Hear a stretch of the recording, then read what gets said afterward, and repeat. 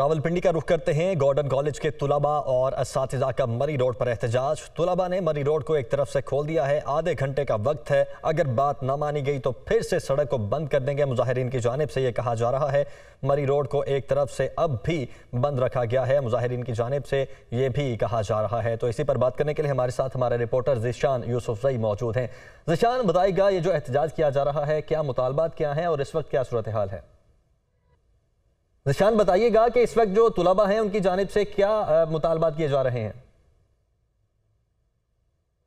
دیکھیے، Gordon college کے جو طلباء اور طالبات ہیں اس وقت مری روڈ پر موجود ہیں اور انہوں نے مطالبہ کیا ہے کہ گورڈن کالج کو جو ہے اس کی نجکاری کو روکا جائے اور اس کا جو نوٹیفیکیشن جاری ہوگا تو وہ ہمیں دکھایا جائے، تبھی ہم اپنا دھرنا یہاں سے ختم کریں گے۔